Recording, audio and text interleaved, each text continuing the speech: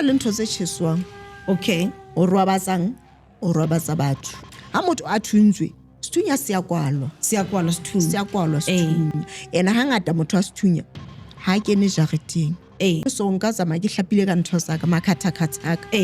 ke tlo feta wa feta le ngwana mpi phuane ya wena ha o kena mole o tlo re ke bana ba crash a thinya le go inkile ntho le kae strateng.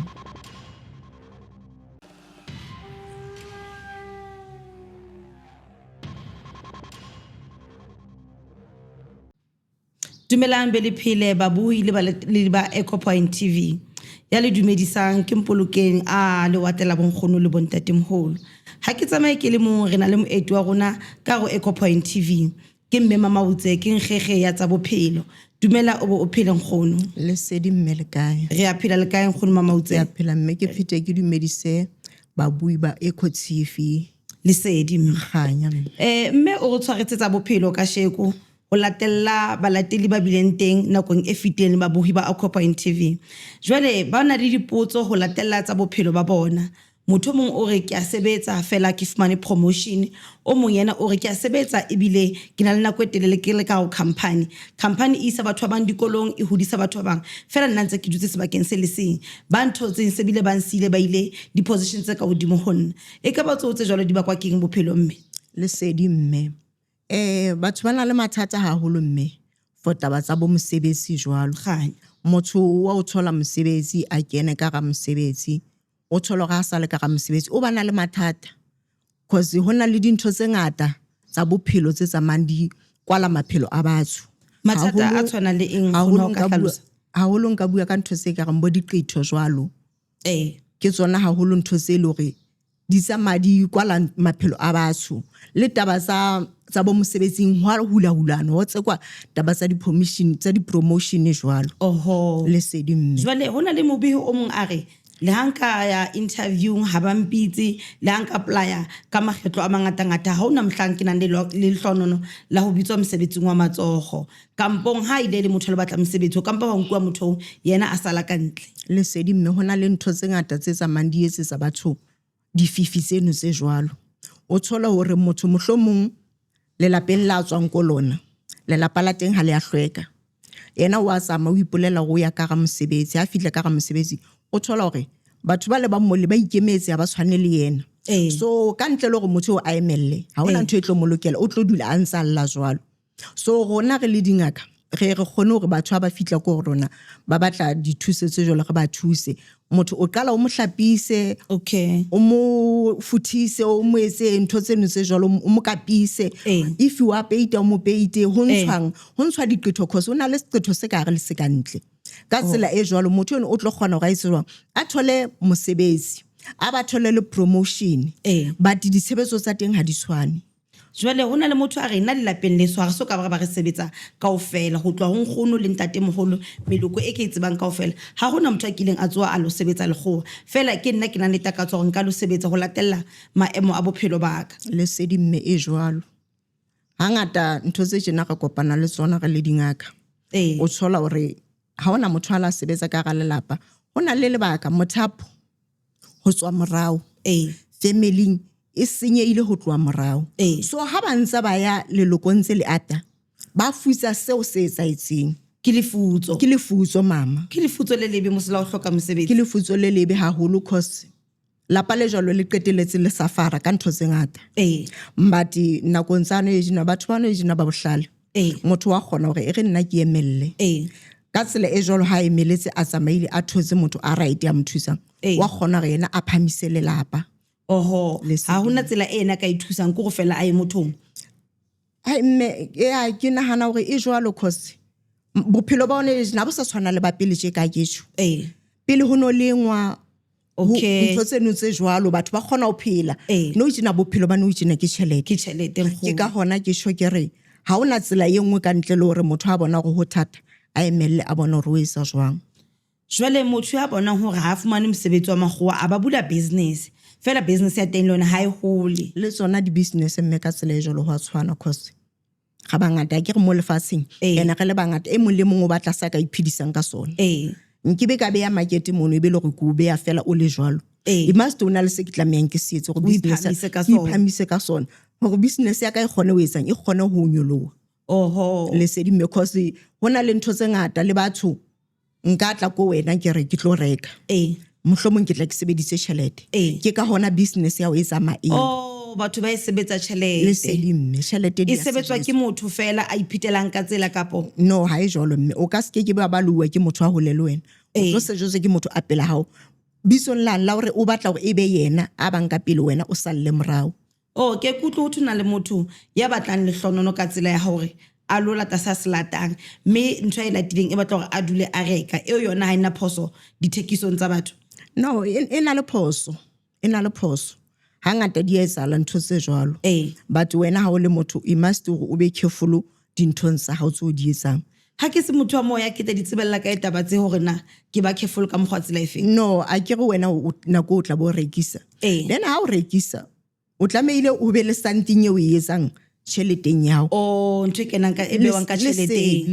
e etsa ke hlwekisa tšhelete gore e se ka tla ka bobe hlwekisa tšhelete gore la o ka tla ka ena ka bobe e se ka kgona gore e nke seo se o tlileng ka sona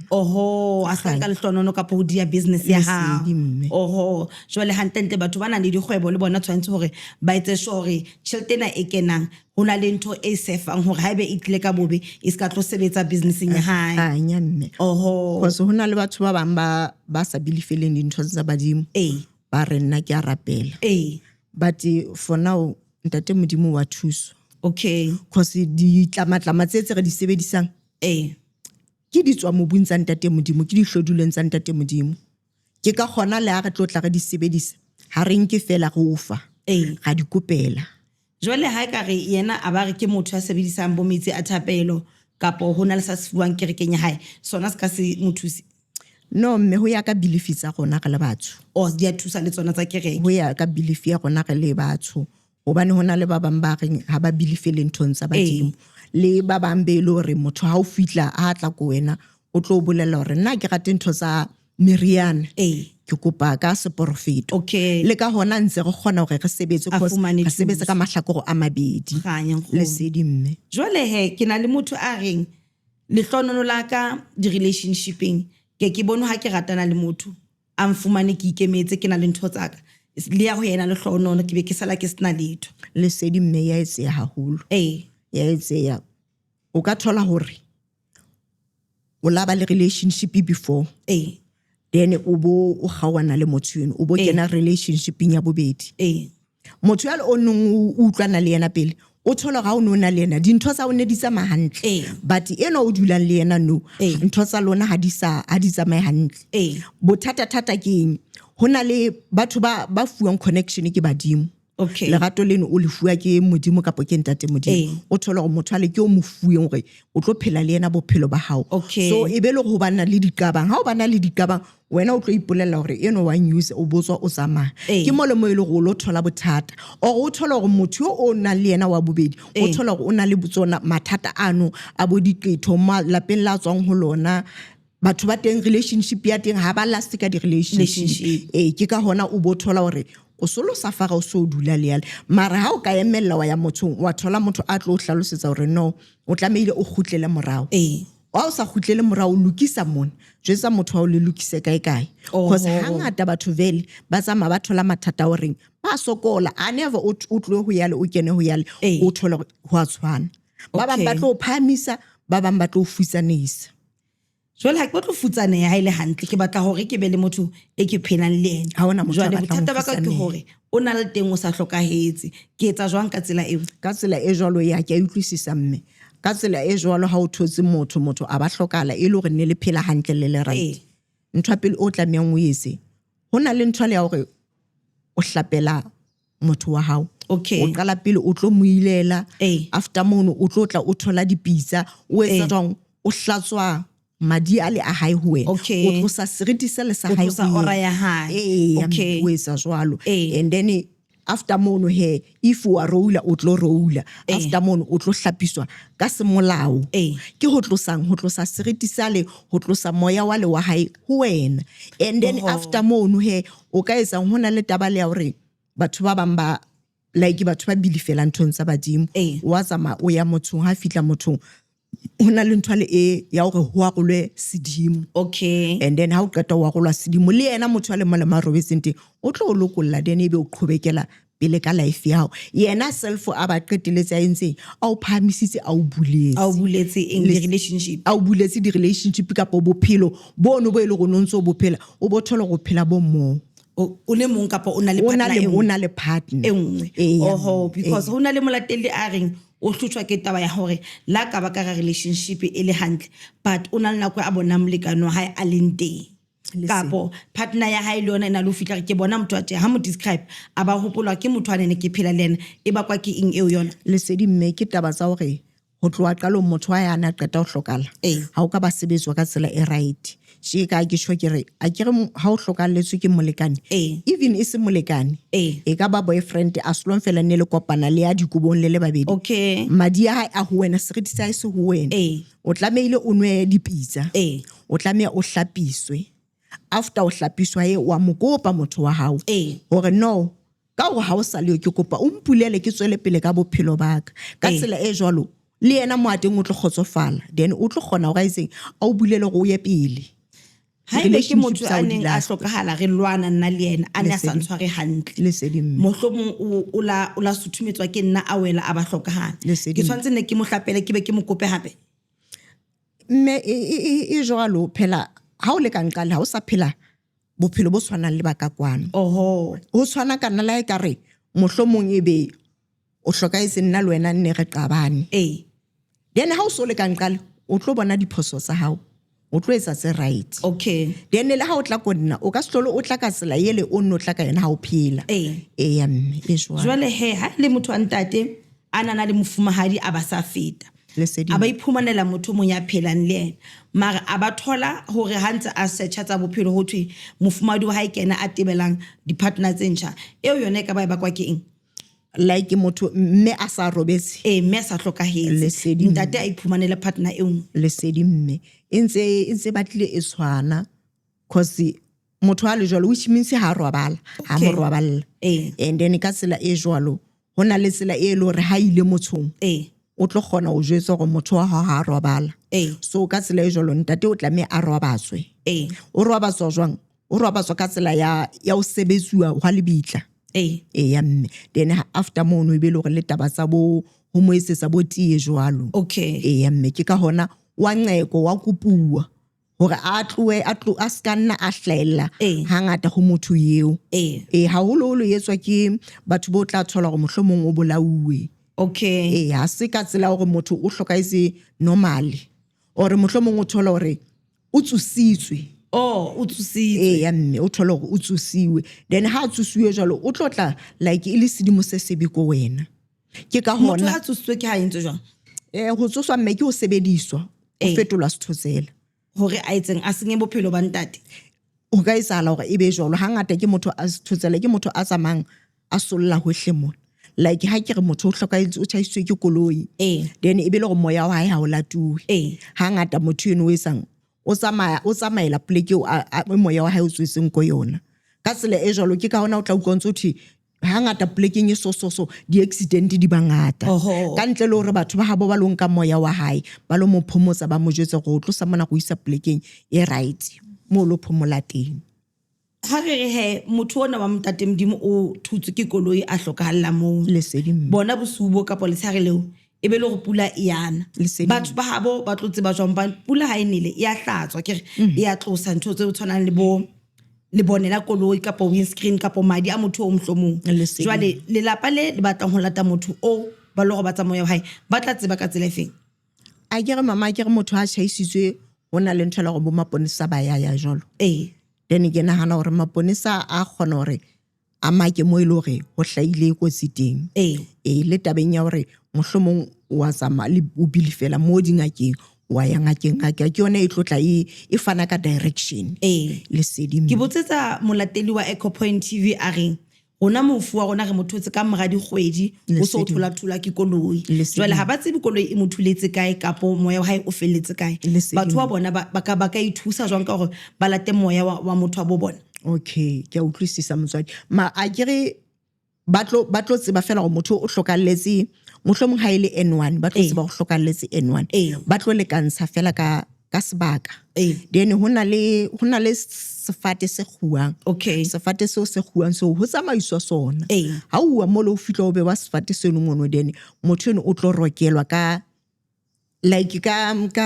seboko sa Sa habo, habo ee. o tlo rekelwa ka seboko sa habo Ee. jwang kapo jwang motho eno o tlo utlwa gore o latuwe Ee. e seng o mo tloeletse fela o latuwe Ee. and then ho na le tsela ho itsuang ka yona gore a latuwe ka tsela e jwalo then a khutlisetswe kae a khutlisetswe ka lapeng a ba bolelle gore o tloele ho etsa dikotsi o tloele ho etsa jwang Ee. maphelo a batho a be safe ntho seno se jwalo Okay. then wa tloswa o isiwa kae o isiwa mmoshara Ee. then le ha tswa mmoshareng still o ntse isiwa the same Tshebetso e tshwanang le yona eo ya hore a bitswe a tsebe hore a lo robala. lesedi mme Jwale ha e le lesea nna ne ke le pregnant ngwana o hlahile pele ho nako Lesedi. a ba a timela ha qeta ho hlaha. Jwale ho etsuwa jwang ka tsela ya hore moya wa lesea le o robale hantle kampong o ske wa affecta bana ba bang because hona le molatedi wa Acupoint TV lena a ne a re o na le bothata ba hore ngwana hae a hlahlamang wane a seng a hlokahetse o sokodiswa ke taba ya ho kula kgafetsa. lesedi mme le yona e ntse na le tsela ya pheko Ee. e ntse na le tsela ya pheko ho ya ka hore na miscarriage o thotseng Ee. o thotse ka tsela e jwang gore maybe ngwana o hlaile a kgathetse Ee.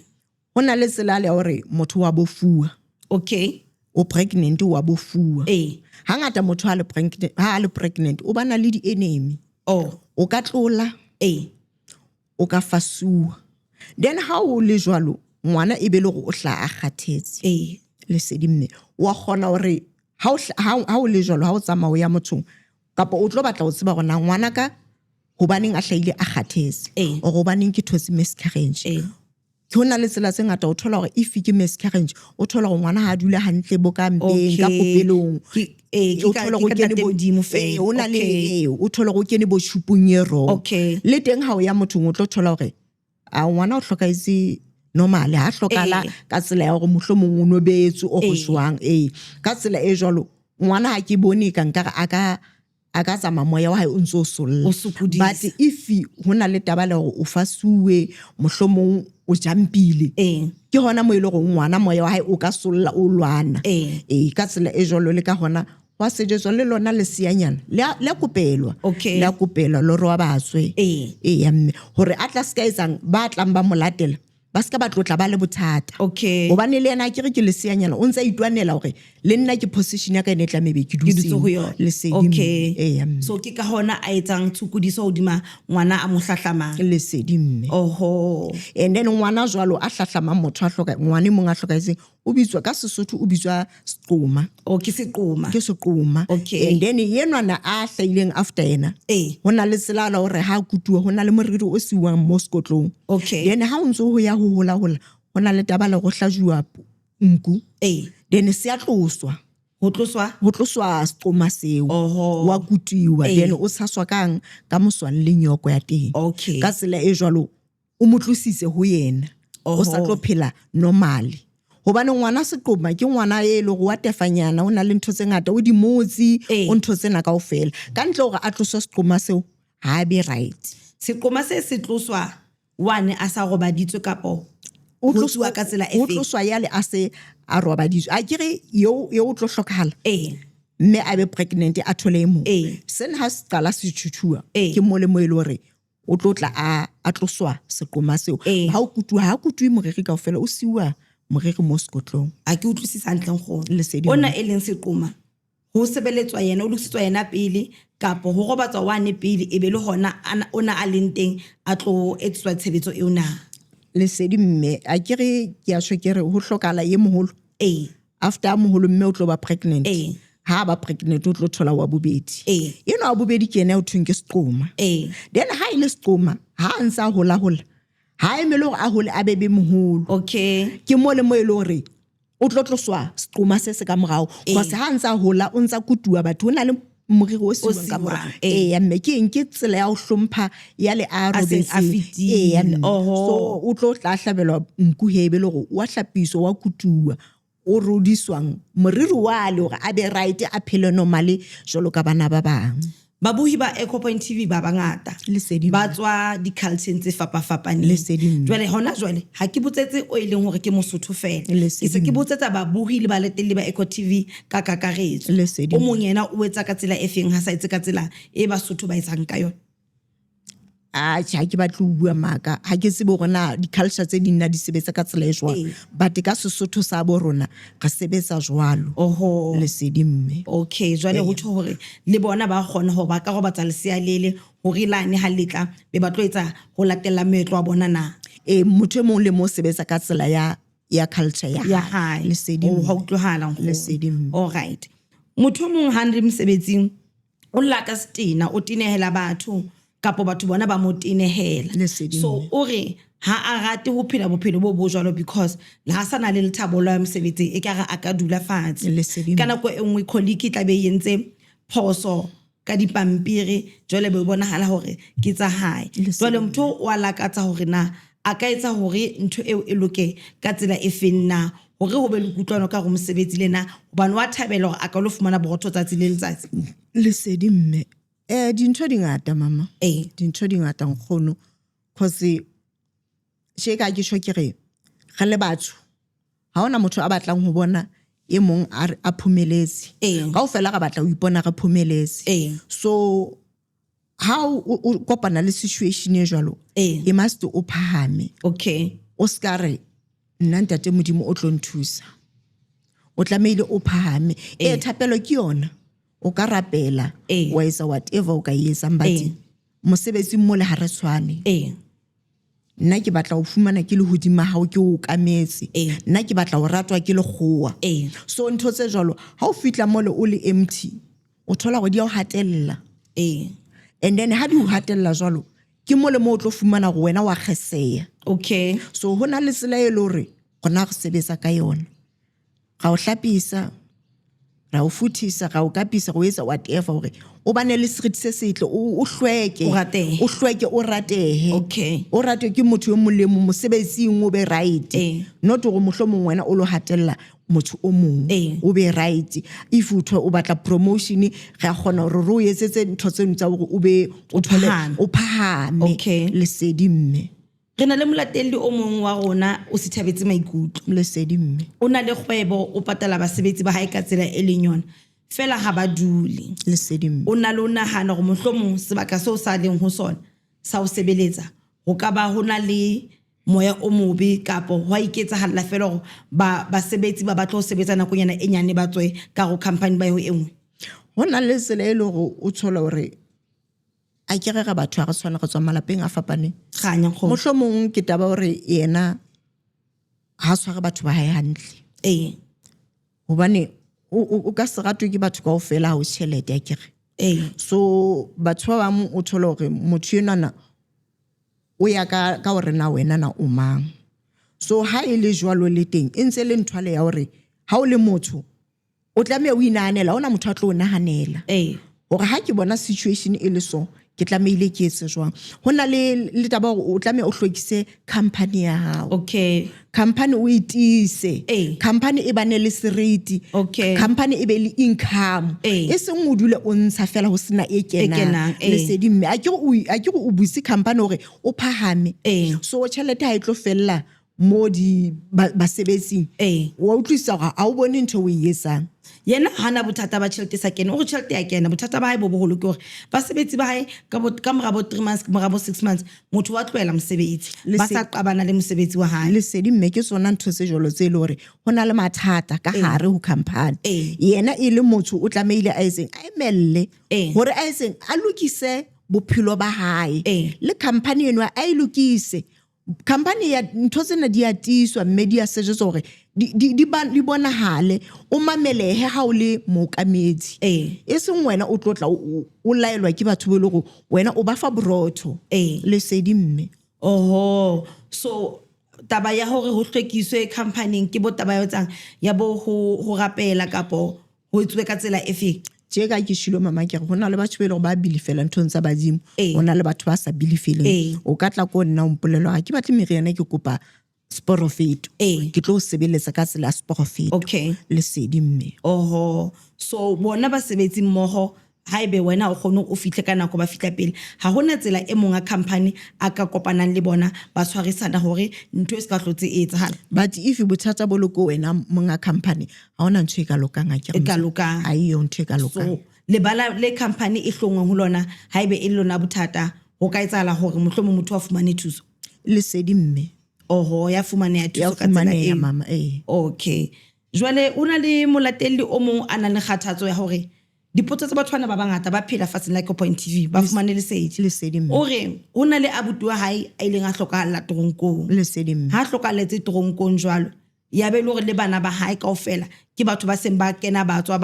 toronkong ho ka ba kwa ke eng ntho tse jalo mama di a kwalwa tje ka ketso o ka se re fela motho o hlokahalletse toronkong o bo o itloela e le jwalo ho na le ntshwale ya hore moya wa hae wa latuwa moya hae o latuwe ho hlajuwa kgomo hae ho etsuwa jwang ho kwalwa lefula le la tronko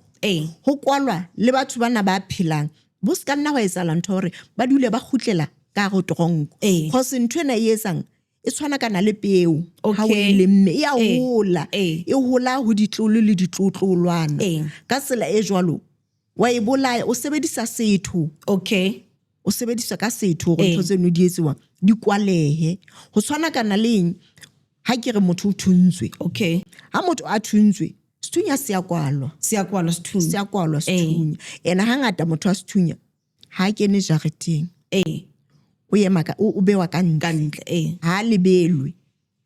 ho tshware like ha le tselwe ha una tebelo ka lefula hae ya una tebelo la o ka ba le tebelo ba tiena ha atli o latuwa o seng and then after mo ho sejetswang tabala sethunya go sethunya se ska hlahlotse se ba teng ka ga lelapa the same le thipa fela jwa le sedimo jwale ke na le taba ya motho o mong allang ka hore ke kenelwa ke mashodu khafetsa le sedimo jwale le hanka bula di case maponesa a elatela a etlohela le nka hanka etsa tsela hore ke kope batho re trace dintho la ka di fumana ba ntse ba tlo khutla hape ba bang ba sa tshwane le bona bale ba tlo nka dintho jwalo le sedimo ya ingata yona mama ke ntho e le hore re kopana le yona haholo sela e teng mama wa hlahloba wa checka gona le bakana ke mabaka a mangata a itseng o ka tshola hore hona le motho a dutseng a nshibile gore na ke phela bophelo bo jwang ha hona motho a tla tswa hole kwa a tlotla a kena ka ga motse wa ka a utswa ke motho a tseba gore na ho etsala jwang ke motho a tsamaisang tshwetso gore ke batla ho swetsa so ha o tlile ko nna ke a kgona gore ke ye ka ga lapa la hao if o hatile ke thola di full steps tsa hae ke kgona gore ke nka mobu wa hae o ke lo sebetsa then motho o tlo kgona go khutse ntho tseno tsa hao ka tabang o tla ba jwa ke maoto ale o tlo jwa ke maoto ale ha jwa ke maoto ale ha ona ngaka e tlo mo phekola a sebediswe ke nna and then ho na le peo ke jala peo ka ga jareteo e mo hutsutsweng teng after hore ke sebetse ha o sana le schedule e tlo kena ha le sale o schedule le ona taba mashodi ya kwala o ka sia o butse monyako o ka sia o butse gate tsao ha ona whatever e tlo kena ka ga jarete ya le sedi mme alright ke tsona ntse batho ba bangata ba kopanang le tsona jwale kana go ba nyahama lo bula bo di case because ba re e tlo nkana go etelele motho ba tumtshwara ntho tsa ka di sa khutlile so di a khutla ntho tseo di a khutla mama taba tsa di case ke nnete a ke re phela nako ntse hana jwale maponesa ona vele mosebetsi yona go fela ba tsebe gona ho etsa eso and then ha o sana bohlokwa ba le ba gore le ponesa le tla latela go le lo sheba kae ka go ntho tsa o dinku ha o entse ka tsela e jwale dintho tsa o di tlo khutla and then mo le mope o yele mo itlotla emela e hlaha ha o sebeditse jwalo sentse o bebofaditse maponesa mosebetsi wa bona o ba betile okay ngo e se le ona moetlo fela go bitsa maponesa but ha ona bohlokwa bono bo jwalo hore o ka etsa but ha o sena na tshete o ka latella taba tsa maponesa but le shodu le a pheta a le khathala le tswana kana le moloi moloi kwa se mobale o ka tloa free state wa go tla gauteng go ba le ile moloi ntse tlotla a o latella ha ona mohlanga tlotla a tloela mosebetsi o etsa ha ona mohlang o dingata ntho tsena tsa mmuso wa lefifi di ngata mama di ngata oho Di ngata jwale he motho o wa ka ha se a nkutsweditse o mo sebeditseng kgono e be le hore di a khutla ntho tsa di utswitseng o tlo kgona fola same time bana a di khutlisitse ha di khutlisitse ya wa khona go o etsolle so o se ikhutsetse morao ntho ane a ska hlola bolawa ke maoto a lesedi but o tlameile o mo one o o mokhalemela tlameile o mo kgalemela mo jetso o ska pheta o yesa o tla kwana but no matter o sa o ska hlotse o tla kwana wa mo kgalemela wa bona ntho tse so ha di etsu a sa utlwile ka maoto a sa utlwile ka maoto tshisa jale o tla ba tsamalo dinka madi standing a tsama a di khutsetsa morao lesedi jwale motho a di rekileng yena ha hlaelo ke bothata o ka slailo ke letho but le yena o tla ba isa wrong o ka se ke dintho tso di fumana sentse di sebedisa o ipotsa gona di tswa kae okay jwale ha ke re ke di rekile motho o itse ho nna ke tsa hae ha ke tsebe a di utswitse no wena ha ona o tlo affect motho a tlo affect ke yena di nkileng ka galapa laka jwale batho ba reka ntho tse utswitseng bona ha ona kotsi ba hlaelang no ha ona kotsi ba hlaelang ntle le ha ile hore wena monikazi o batla hore motho a di rekileng lena a safari ntle la o batla jwalo but ntho re sebeletsang haholo hodima ena ga sebeletsa ho yena a keneng a etsa boshodu mo ka tla solla pala ha utlwahala go lesedi jwale o na le ngwana le yena a holang a ile dishodu ngwana o a jwalo yena o thusa ka tsela e jwang hobane o qala sa le mnyane a nne a ye a utswe 2 ranta a utswe koloi ka bicycle ngwana next door o fitlhela a ntsa a ya lona a hola ha e kgone hore e ka gaola ntho she ka ke tshwe ke mothapo okay ke mothapo e tswa bonyaneng lelokong ke ke lefutso so ntho tse jwalo tsa bo mafutso tsa eng ke ntho tse le hore ha o qala o bona ngwana a qala a utswang tsa le monyenyana o ska tloela cause wa hola ke o hola ka yona ntho ena ha sa le moholo ha o tla tsela o tlo mothiba ka yona o qala ka utswetsa wena ka rantlo then ha qala o utswetsa wena e must o phame o tsebe o batla o tseba gona wa engwane o a etsa ntho a utswa tshwana kana le motho a leshano o ka se be leshano fela o na le mo letswang teng leshano leno wa understand hobane nkile ka bala story se seng sa abuti a qadileng a utswa e le ngwana a utswa bo dipencil tsa bana ba bang sekolong ho fihlellwa a ba a tshwara a utswe kgomo tse 15 e jwalo ya ba gagathwa a ba ashwa wena ha o le motswadi o bona ngwana wa etsa ntho tselo you must o emelle o ska tloela ngwana fela jwalo o thola mohlomong ngwana o a hola ke o monyane hona le motho ka nqale o bona sa se fupereng ka letso gore ngwaneno o ya hole ka bophelo o tlo phamisa lelapa lena o qala a mosenye a santsane a le monyane a qala a etse ntho tse snacks a sa le monyane ha wa tlamea go boso o re ke ngwana hai o utswitse 2 ranta ke ngwana e must o phame o tsebe gona ho etsalang ka bophelo ba ngwana hao then ha o so tsebile thusa ngwana hao so ke lefutso fela le etsa ngwana a ka etsa ntho tse tshwanang le tsona no je ka ke tshwe ke re hona le hore le motho a bonang ngwana motho mo o na le sa sefupereng then ha bona gona le sa sefupereng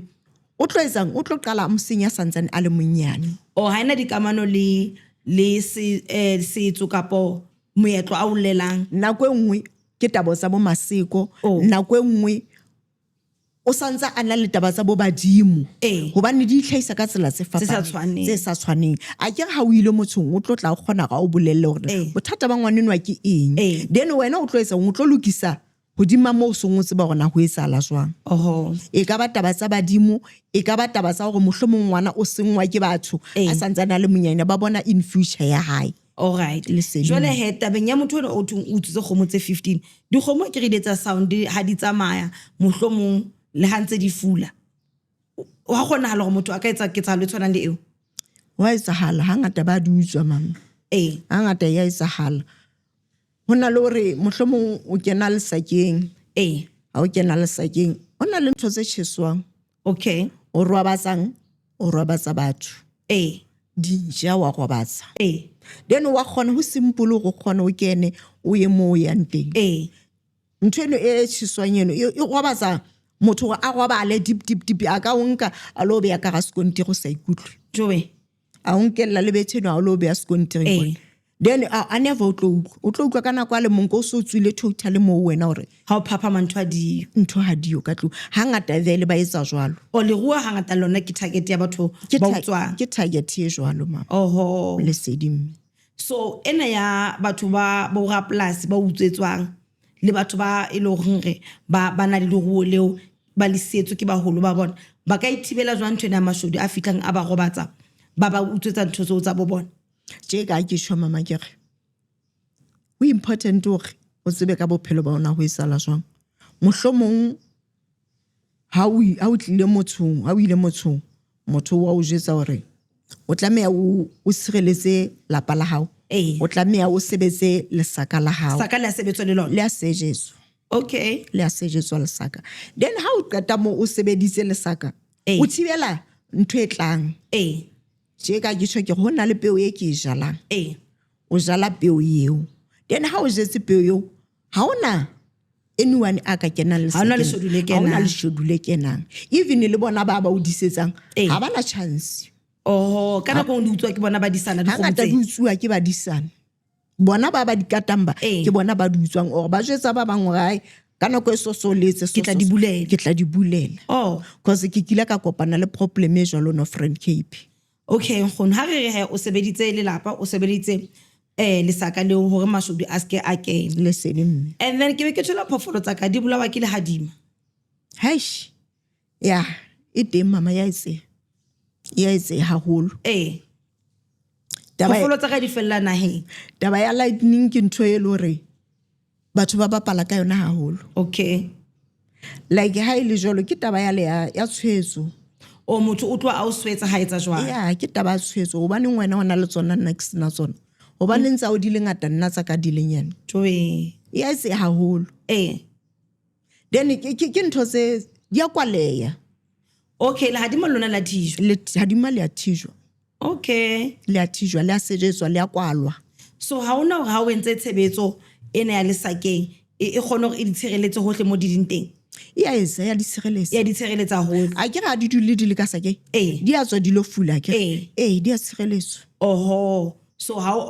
o tshireleditse lesaka ha ona ho ka batla hape o etse tshireletso ya mahadima ya akaretsa hohle e akaretsa mohlapeng o leng teng Lesedi. oho Lesedi. o bane ke utlwa o thona le phofolo o thweng le ka di rekisa kaofela maga ile yane yona e rekiswe ho ha ba qala ka yona nkere but disebetso ha di swane okay disebetso ha di swane e teng vele ba tshonjolo ba re ena ke ba re ke mokwala lesaka okay ka ba re ke yona ntshwenyana eo oho ke yona e kgolo ke ka ga lesaka ha ona mo yang but nna ke sebetsa jwang ke sebetsa ka lejo la moralla ka ga lesaka lejo la moralla leno ke yona thagisa e kgolo e akareditseng diphoofolo tse kaofela ke hloma mo bohareng ba lesaka jela motho nang le phoofolo tse sa ating yena o etsa jwang diphoofolo ho na le moriana o atisang diphoofolo kgomo gore di tswale bo matwinsi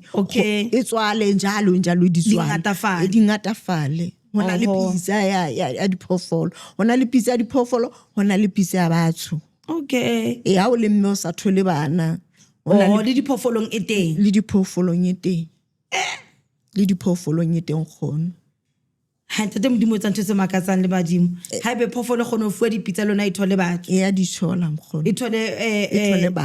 dipotsane tsa yona le Lesedi manamane ya tsona diponyana Lesedi mme oho jwale ha re kgutlele tabeng ena yona ya bana ba atang haholo ha o bua ka bo batho ba sa tholeng bana dipitsa tse tsa batho ba sa tholeng bana enwa ke mme le ntate kapo hona hore ebe ntate nang le bothata a hlokang dipitsa le mong kapo ebe mme a le mong a hlokang dipitsa hangata ha o etsetsa motho pizza e monate ha o mo fa le partner hae okay ha o mo fa le partner hae mohlomong tsona mara ha ile taba tsa hore mohlomong ke mme a nang le bothata ore ke ntate a nang le bothata ya ka hore na ke mang a nang le bothata then o tlo kgona go etseng hore ba kgone hore ba moriana o sebetse fast o ba etsetsa pizza eno ba le babedi Lesedi mme ho bona ke hangata bontate a se batho ba nahane hore bana le bothata le manyalong monana bomme o thola le bona ba thola ntho a gore gane o le teng mona ha rena ditloholo a be a ntate a late mosadi o mong a motlisa ka go lelapa wane antsa a le teng lena o le o thola gore lena ha o tlo go bana ba be teng no e ya ka kutlwano okay e ya ka kutlwano ebile nako tsane di na di sa tshwana bontate se le batho ba seng ba emella ba ema ka maoto pele ne le batho be le gore ha bana taba ntate o tla ipolela gore ke nna ntate ke but no jena ba hangata ba sa ba emela maphelo a bona lesedi ke taba tse monate tseo bontate ba se ba elelletse gore malapa bona a senyeha gathi mathata a ho bona o sheba ka mahlakoro a mabedi lesedi oho jwale pizza ena e kgona gore e thuse ntate ebe e thuse mme ngwana a be teng ebe e thuse ntate le mme lesedi a be teng lesedi mme oho jwale ha ile gore ke batho ba kgona gore mme a catche mara bana ba feta wa kgona gore mohlomong ho ba fuwe pizza e tsang gore ntho lona e fele lesedi mme hona le pizza e lokisang popelo okay hobane ne nako nngwe ha mme a dule a thola di miscarriage bothata ke popelo ha e kgone go tshwara ngwana full term okay then hona le pizza e o e fang mme a enwe e kgona gore e etseng e tshware lesea o fitlhele a balope okay lesedi mme so a se nako tsohle mo reng motho a gone gore a khere ngwana ka lebaka la boloi ka lebaka la badimo ka nako nngwe ke popelo ya hae e hlokang gore e fumane thuso le balance nako nngwe ke popelo nako nngwe ke bona badimo nako nngwe ke ntho tsa batho ya mme mabaka a mangata a etsang jwalo oho lesedi mme okay jwale mme pizza e leng tate e ba enwang ba tshwantse ba enwe ba thole ngwana ka mora moo ba ntse ba hloka hape gore ha ba batla lesea le leng ba nwe dipizza nako nngwe ba enwa once okay nako nngwe e tlo ba pusha gore ha ba batla ngwana ba khutlele mothong hape ke khutlela tsa mothong o sa thuthile kapo ntate Modimo sa mo hopotse but hangata hona le thapo e re yesa okay ona le thapo e re yesa maybe o utlwele ka leloli la lehlaka ke a utlwa ka lona hangata re sebedisa leloli la lehlaka le sebetsang ho mmuhi wa EcoPoint TV ho sebetsa ha lona re le etsetsa hore le etsewang le kgona hore le bofe thari okay le bofe thari like ha o ntse o batla ngwana wa le kenya nako ya le ya teng ya le so o le maikemisitsong a o batla lesedi le bekeng eo o kenya ntwenana hore jwang kapa jwang mme ngwana tshwantse a mo care lesedi mme okay lesedi mme and then after mono he ha so o le shapo wa le hlokomela lesedi mme so ha lena expiry date no hangata ha le bane le expiring date ha le bane le ntwe e tlameang o dule o etsa ke pizza oho no di pizza hore di dule mmeleng di o matlafala lesedi mme a ke re leloli le la hlaka a ke re le cover ka lesela a ke re le ya oma okay re etsetsa nthola hore le skala ya khathala lesedi mme ga le cover ka lesela go le go kella ka lesela jwale potso ka kinana motho ha mo fa ntho tse wa mo hlalosetse ka o mo fa felo bana motho mong yena o tlo bona ke bile le ngwana and then ha o sana bohloko ba re ke ne ke sebedise ntho tseo hape no o tlo mo hlalosetsa ke go wena ke go bo shebile gore na seemo sa ena o tlo mo hlalosetsa oho lesedi mme se ke bolela taba ya hore ha o re le cover ka lesela hore le skela oma wa mo tsebisa le ena monga le hlaka le hore ha la tshwanelo oma no a ke nahana hore ha o etsetsa client ntho o must o mo jetse o etsa ntho o etsa ngwena yo bona hore e right for yena gere then o tlo mo bolella hore nakong ya lo so batla lesea wa itlama wa bofa okay ha o so kheshile wa itlosa lesedi ha re he ke thaka tsena tsa ka tjena lesedi o metseditse lona le hlaka le o le phuthetse ka lesela and what not lesedi and then o curious what o tsaba ke nka mo a ba ithathola a cha thatholose ke taba hae ha khutla pe o tlontsha chelete ha ithatholotse o sentse ditaba o buletse mo cause o tlile o nna ke ga batla thuso ena ha ona bohloko ba go ka totla mpotsa gona ke kentse eng ka mo a ke go tlile o nna o bana o na le belief ya go tlo thusa yang gona a ke ga sa ithatholle ka bobe mara kelelo wa itseba lona e jwang e galla o tseba e be ke eng ka mo re ke bone keng enana ma go so thuseile ja nkgono tšha o so e sentse wa gutla pe nna ke nka tšhelete ke batla tšhelete hape jwale bakudi tshwanetse ba hlomphe seo ba se fuwang so se fiweng o tlameya o se tlhomphe ena o tsamaye le melao ya teng lesedi mme so ha ona ntho e tshosang ka kenyong ka mo e ka etsang hore ke batlo o bula ke shebe no nkgono ha ona mohlang o ka fa mokudi ntho e tshosang o mo fa ntho e phedisang motho mo kentse lesea la tweba ka mo nkgono ha e etsahale la le kentse lesea la tweba se tabeng ya hae yena a shebe fela gore a thole ngwana a shebe fela go thola ngwana ba tsia nkgono ha ona next MP ka kenyang ha ona next MP ka ke yona meriana fela ya gore fela a cash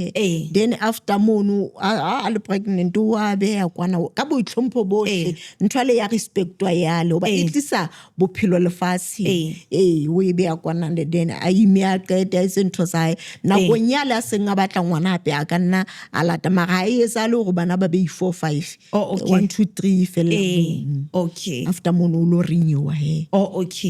jwale o te motho a kileng a etsa diposto gore a thatholle ntho tsone mo file tsone a tšha ke so kopane le a so kopane le botle ke ba tholang bana ngwana a hlae hantle a be a hole lesedi mme taba tse monate tse ganya nkgono ngwana o ke mothotseng mme ka mora dipitsa le ena nka nna ka re ke mpho e tswang ho modimo kapo ngwana ke mpho ya ntate modimo ke mpho ya ntate modimo je ka ke re ntate modimo wa thuswa o re tlisitse ka morero le sepheo di malefase gore re itseng re tlo thusanang moya o re na le ona so matemona a so matemona total ke moya wa ntate modimo ke culture ya motho e molemo nga phela ngo di malefase and then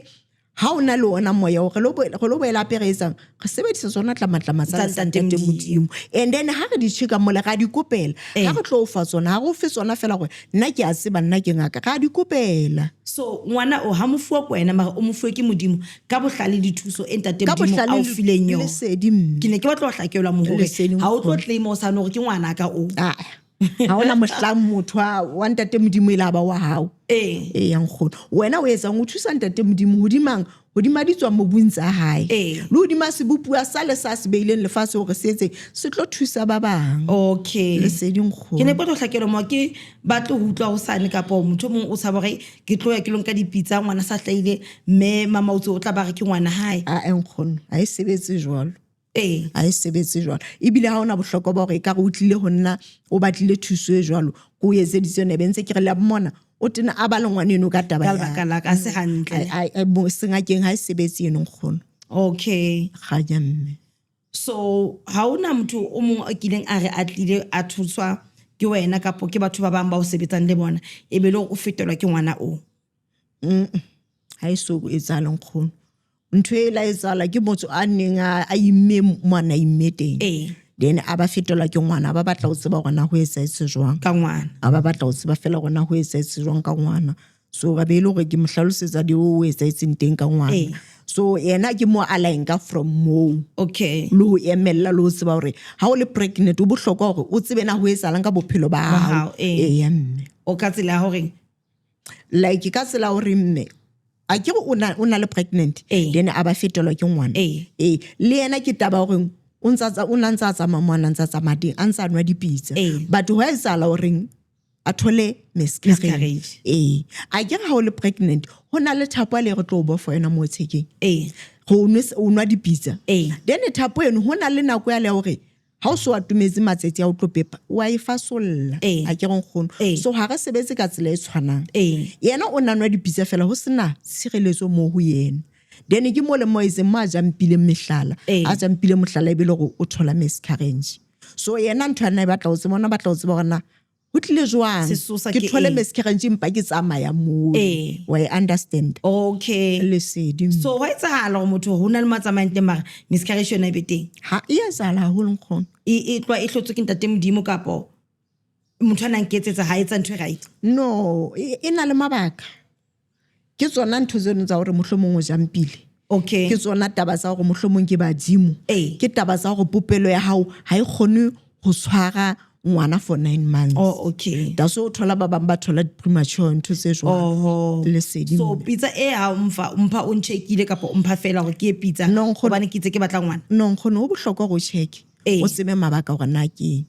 Ke tlo So- fa pisa o thola gore ke badimo Ee. ha e le badimo le nna e ka odima matla ka Matla hao. lesedi mme. So ke a kgona nka lo checka tleliniking hore mahe a ka a tshwana o tshwara ngwana jwalo be le hona ke khutlang. lesedi mme. Ha di hlabane ntho ha tse. di hlabaneng kgono Oho. ha di hlabane cause o ntse o na le tse ding tse e le gore ha o tlile ho nna ke a bolela ke re tjhe o ko tsamaye o lo checka tleliniking A lo checka tleliniking. A lo lo checka tleliniking then a ba sama mo jetse tleliniking na o e sala ke hona ma ka khutlang. Okay. We understand Ee. I never ke tlo tla ke gae manese ano a pota wena Ee. tlo kwano no nthwale di a sebetsana ntho tse di a tsamaelana. di a tsamaelana nkgono haholo Oho. ganya mme. Okay, ha wa utlwahala nkgono mama o tshwere thuso e ngata and then le rona ka nako tse ding ha re latelle maphelo a rona hore re tle re tsebe hore ho senyeile ha o fitla kae. Bohlokwa ke bono mmae ba gore o emelle o tsebe gona ho etsala jwang ka bophelo bao especially nakong tsa hana jwale Ee. batho ba na le mathata a mangata ene ha o so batlisisa gona mathata o thola gore ke ntho e le gore ya lokiseha Okay. but motho yale o dutse ha e se next ba Ee. bang ke ntho ya gore o hatellwa o kila bona Oh. ba o hatella le gore o ska kgona ho phama hore e re ke lo batla ho sebana ho etsalang ka bophelo ba ka nako o ntse ba moputswa Eish. bana ba tsamaya ba kopa dijo Yo. bathong bana ba qeteletse ba dinyaope Ee. because ntho tsa le di affecta bana Okay. wa understand and then ha o qala fela bana ba etsa jalo o senyeile ka lelapa Eish. so ho bohlokwa gore motho a qala fela a bona gore ho etsala so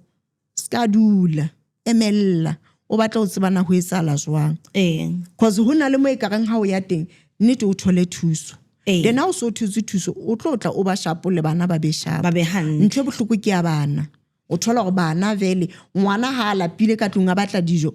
wa affecteya ngwana wa tsamaya strateng qetellong o qeteletse a etsa ntho tse snacks a lo utswetsa batho ntho tse jwalo wa Ee. bona ke nnete mesebetsi ha yo bate tsela di ngata tsa ho phela nkgono Ee. tsela di ngata tsa ho phela Ka keletso ya hao ditsela tse tsa ho phela ke di felefe.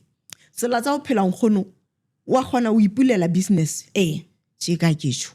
business ya wa itisa business ya wa e sebetsa batho ba tle Ee. go fa moloa Ee. Oh. le wena self o ratehe Ee. batho ba tle ba reke ntho tsa hao ke tsela e simple o ka phela ka yona eno ha se fela go tlame o ye makgong o lo kokota o batle mosebetsi nkgono Ke a utlwa nkgono. lesedi mme Ho buleng ha business. lesedi mme Ke bule business ya bana ba dikonyana crèche. lesedi mme And then bana ba dula ba kula di-teacher tsa crèche tshwantse ne di mathe tleliniki ho isa bana beke le beke. lesedi mme Jwale motho o thola a sa sena bana ba bangata ba crèche ba kenang ka hare ka moo. lesedi E mme ka ba bothata bona le bana kapa bothata e ka ba eng? nkgono a kere tje ka ketšho bana ba le ba bangata ka ga crèche Ee. ba tswa malapeng a fapaneng Ee. nna ke nka ngwana ka ke ya ngakeng le ena Ee. tla ke tiisa ngwanaka Ee. ha a kena o thola ba le week Ee. bana ba le ba hahlamelwa ba kula we understand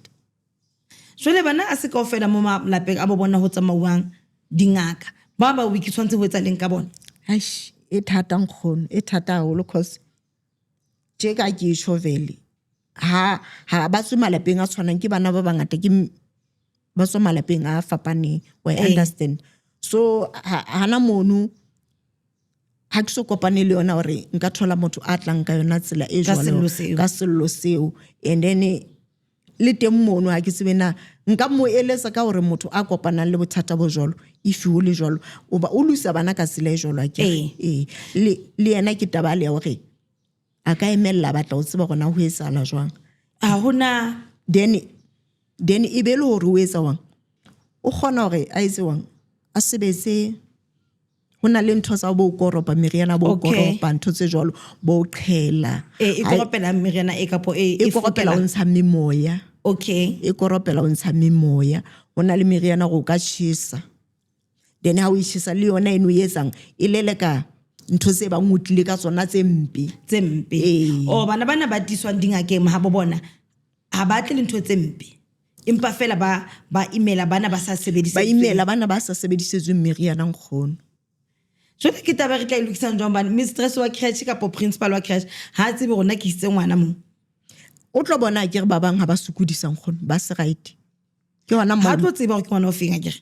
o ka se tsebe gore na ko feng a kere ba bangata fele o ka se tsebe wena o so hlokometse jwalo ke mo le mo o tla tlameha gore ha o ile mothong o tla fumana ntho tsa go bo korope sa go o bo qhelenyana o bo tshise mono gore memoya ya le ska fihlela baneng ba bang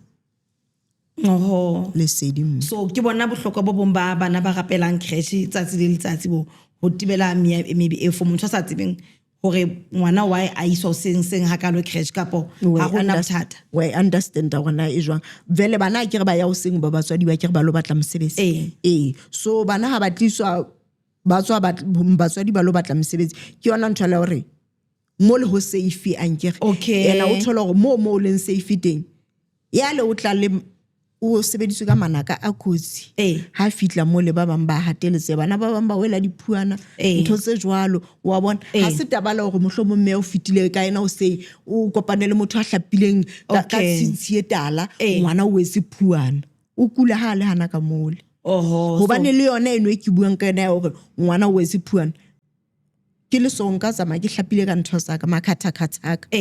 ke tlo feta wa feta le ngwana mpi phuane ya wena ha o kena mole o tlo re ke bana ba crash a thinya le go inkile ntho le kae strateng so hantle o tlalosa go botlhokwa ba ngwana a tiswa se ha se a le mogolo no la ntsa le monyane nkgono ngwana wa tiso o fuwa tshireletso wa fuwa tshireletso ngwana ska wela phuana ngwana ska hahlamelwa ke mengo e mebe wa understand because o tsama hohla ke all over tsama ka ngwana all right le sedimo so monga crash ha a sa ye o lo tisa and ntho tse tshwana le tsona tseo but a dutse tabeng ya hore bana it's a must o kana kwetse ba le teng ho itse thapele ya mothusa le yona eo ya thusa ba teng khono ba mara keletso ya ka gore je ka ile go ngwana vela ha dule crash mo le crash mo lo wa khutlela hae for memoya a tsheletso for crash fela mara bophelo ba hae a ba le seding khono mo fa tshireletso a kere a never o itshireletse o tloele ngwana a isireletse nkgono yo ha ya utlwa ha khanya nkgono jwale ona le motho o mo a sebetsang mosebetsi ona o sebediswang bo dithunya haholo ke bo le security ke bo maponisa batho ba bona ba safe ka pole bona ntse ba hloka tshireletso no nkgono tshireletso e teng tlameha ba be le yona tshireletso haholo ba sebetsa ka ntho tse kotsi ya kere sona sethunya seno sa tsa sebetsa ka sona se ka qena se jile yena nkere so hona le ntho le ya mabanta a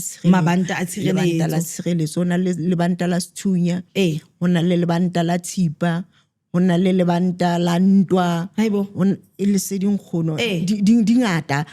di hlokahlokene di fapa-fapana khono so o mo fa tshireletso yeno ya hore hona le tshebetso ya la hore la o ka go anthunya sethunya seno se shebe ka wena o ka setswe metsi o ha o wa skhoka di bullet di ska le seding khono so ha tshwere sethunya o bolokehile but o ntsa hloka lena hore a thole tshireletso ebile bona e ba kwetsing e kgolo haholo nkgono ba kwetsing e kgolo le sedimo o bona sethunya se sebetsa haholo morao tje sethunya se sebetsa haholo o ba le bana nje ba se tshwara sethunya I understand le seding nkgono ene bana ba se tshwara sethunya o thola santsitse bana ba bang kotsi ka sona e jwalo nkgono so ona le mabantelo re ga fa motho mara re tlo fa lona fela ke re nkgono re tlo hlahloba re check gona ho etsala jwang re qala pele go keneke go phase then onda no bofa le banta ena ke le banta le sensitive ya holo ha o ya ho bomme ha o le gwale ha o ya ho bomme jwa like ha o lo kopana le bomme ha le ke bomme re kopana le bona hohle mo no nkgono wena ha o batla go ntho tsa o di sebeletse le sensitive ha se le banta ho hlakelwa mo for muhi a sa kgoneng hore a tle mona EcoPoint TV a tlo botsa direct ke botla botsa yena hore a kgone ho utlwisisa hore ha o re kopana le bomme ba bangata lefatsi mona ke shoka tsela o thabalano ha o na le bantale ha o ya dikobong o tlamea o lebelle kwa thoko kwa then o etse mosebetsi wa hao before o hlapa a o lo le teach a o lo le touch ka mora thobalano le batla o itlhapolle o le khusetsa mmeleng o le fa matla ka tsela e jwalo le sedimo ha ke lebetse se ke potlakile ke ne o ke batla o tsamaya o tlo khutlela ho nna be nkgono o le a nyopa hantle ke le fela matla a le bane le matla so bontate ba na ba mabanta bomme ba teng ba lla haholo Lesedi. ba bangata Lesedi. hore ntate ha ba tlo kopanela diphate le yena so e tloa e le mabaka a mabanta ao e tloa e le mabaka a mabantao a na le le melao le melao e mengata Eh. and then melao eo o tlameha o e latelle ka tsela e right because ya molao ke tlo charge 5,000 ai Ke go tjhelete. ga mo se o tlatsa boleke ba buhi Kganya le balateli ba Ecopoint TV ke tse le di utlwile tsa lesedi le tshadimeho tse tswang ho Mme Mamautse re lebetse go fahlolla Mme Mamautse ka ho Ecopoint TV mo le molateli dula o re latelletse o shebeletse Ecopoint TV ho TikTok ha mmoho le YouTube channels go fumane lesedi ka tsa bophelo ba hao ha e be lesedi nkgono